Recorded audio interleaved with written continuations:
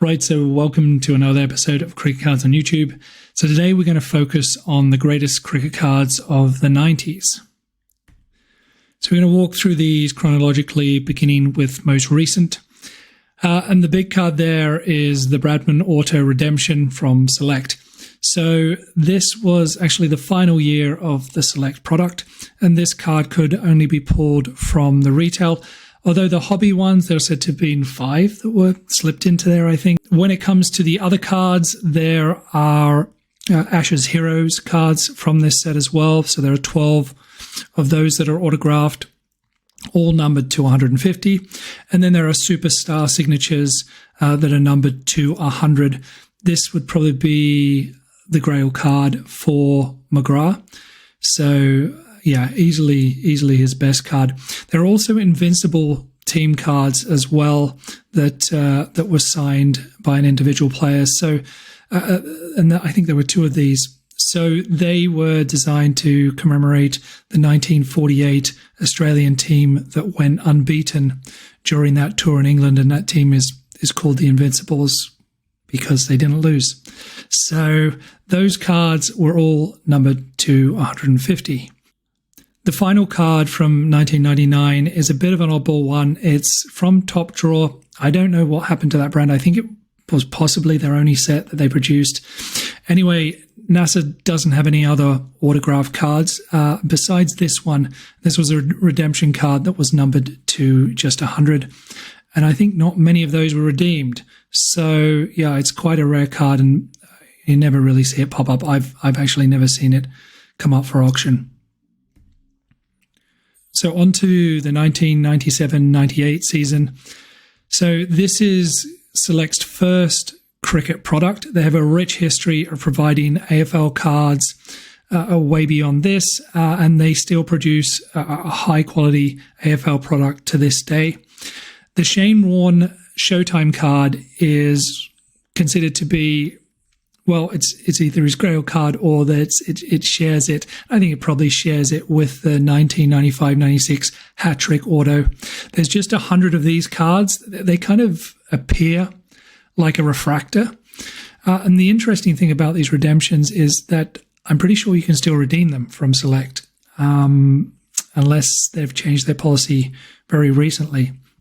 There are also some other great autos from this set. In fact, there's 6 of those.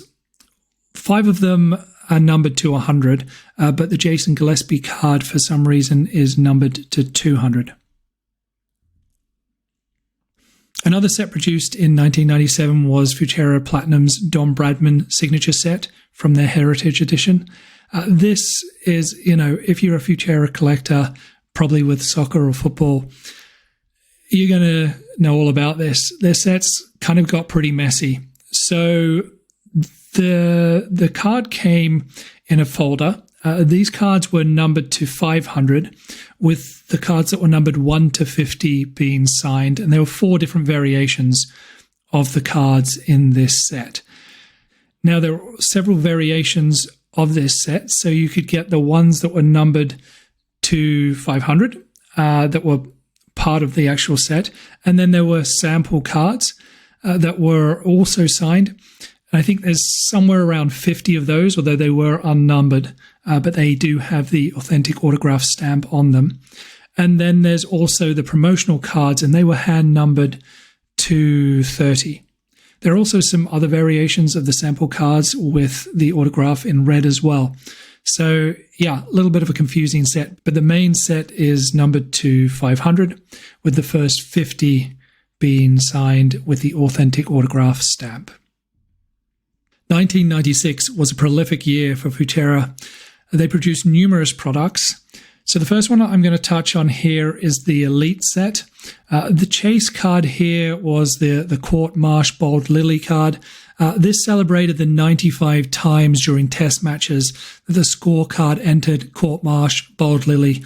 And this is a partnership that has still yet to be broken by any bowler wicketkeeper combo. You could also actually get an impact card, and this was a master set card, so there were just 50 of these. And if you found this card, you'd send it back to Futera and they'll give you the entire set including the Court Marsh Bold Lilllee card that I just mentioned. The next set has really kind of found its own over the last couple of years, and this is the 1996 Futera World Cup set. Historically, the chase card was the Waugh Premier Batsman, which the base version of this redemption is numbered to 500, but the first 100 of those cards are signed. So that's really probably one of Waugh's grail cards. But in more recent years, the chase card has really become the Tendulkar base card. So I think, many collectors probably feel this card shouldn't be here, but I think it should. And the reason it should is that it has massive condition issues. So if we look at the PSA Pop report, we look at the grades that this card is kind of yielding. I think there's 93 at this time that have been graded, all of which are 9s or below. There are no perfect 10 grades for this card. So high grade versions of this cards are definitely chase cards at the moment. The next set that I'm going to touch on here is the Decider set. So this features a number of great autographs. So it has 5 Steve Waugh signed cards, all numbered to 100. And there's also an insert card for Ricky Ponting that's numbered to 3,500. However, if you returned 10 open packs of the Decider product to Futera, they would put you into a draw, and they gave out 100 of these signed variations of the Ponting card through that draw. So here's an interesting one, and arguably Brian Lara's most desirable card. So it was produced for the Decider product, and we touched on that on the previous page. So this featured players from Australia, West Indies, Pakistan, and New Zealand. And this card here pays tribute to Lara's batting performance against England from April of 1994, where he scored 375 runs. This product was planned to be a redemption, as far as I know, but it actually never ended up making it into the packs. It's not even mentioned on the box or even in any pack odds anywhere. The cards ended up being sold individually in 1996, and all the cards are also individually numbered to 375. Now, there's also a sample card as well, in line with kind of what we typically can expect from Futera, and this is mentioned in the Futera file. They also suggest that there's just 13 copies of it. So now for the ultimate in confusion when it comes to Futera sets. So this Heritage Edition set consists of 60 cards, 59 of which are player cards. Now, depending on the set that you have, there might be 48 or 49 of those cards signed, and that's because Keith Miller refused to sign his cards for a bunch of different reasons that are speculated on. Mostly it's thought to be because of his relationship with him and Bradman, but actually that didn't seem to be the case. There was something else that caused this to happen. So anyway, he signed just 100 of his cards several years later, and they were randomly slid into unsold sets. And they go across the promotional, they go across the player, they go across the kind of numbered sets. And then when it comes to the packaging, the first 50 sets came in wooden boxes, and then you could have gotten the player sets or the numbered sets also in a little plastic box. Some of the player sets did come in a really nice binder, and then some across both of those sets were also framed. So that was a confusing mix. You also have the promotional cards. I think there was about 50 sets of those. Just a handful of those Bradman signed. They also have some variations of this card where there is an authentic auto stamp on the regular card itself. So again, like a little bit of a confusing mix there. And then there's also kind of a buyback card. So the card at the top here, this is Bradman's Greatest Legend card. There were 1,000 of those made in 1993. It was a redemption card that we'll touch on in just a bit. But then they bought back a few, or maybe pulled them up from a pack. I'm not sure how they got a hold of them. And then Bradman signed a handful of those, or a couple of handfuls of those, and then they stamped them and then auctioned them off for charity in 1996 as well. So there you have it. Probably the most confusing set from Futera. And honestly, there's a decent chance that I've missed a bunch of things in there as well. So who knows what this actually looks like. Right, so on to one of Futera's biggest print runs. This was their No Limit set from 1995-96, of which they produced 2,500 boxes. Yep, that's right. I can see that up in the top right-hand corner there as well. So the chase card from this set was the Shane Warne hat-trick card. There were two variations of this. There was the base one, which was numbered to 2,250. And then there's this signed one that's numbered to 150. These cards were actually in pretty bad condition when they returned, and so there are thoughts that they were probably less than 150. But the cool thing about this is that they're not redemptions. They were just put into the packs. So there's probably still a couple floating around out there if you're lucky enough to find one.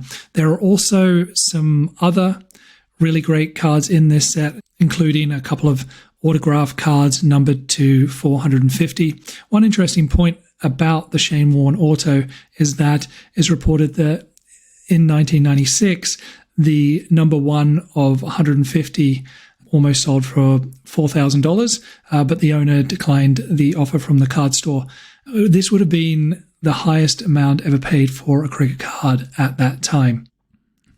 Right, on to the second year of Futera cards. The set itself is not that interesting, but this auto redemption set is pretty cool. It is Shane Warne's first autograph card. He only has 3 autos. He has the hat-trick one, which we've just touched on, this one, and then there is an ESP card from 2004, 2005.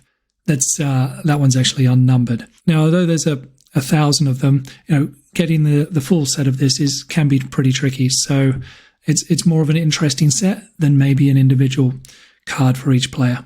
Right, so on to the 1993-94 Futera set. This was Futera's first set and broadly considered to be kind of the first modern set of cricket cards. You could get 2 different packs. One was the Premier Edition. This was limited to 2,000 boxes. And this was the only pack that you could get the Allan Border Master Auto in. So, how we have a time now where people are disappointed that they get sticker autos, and sometimes even when they're on-card autos. This harks back to a day where there was only one autographed card numbered to just 50, and that was it. And so these chase cards were huge back then. This was the first on-card auto or any kind of auto in cricket cards, and it's still very much a grail for many collectors today.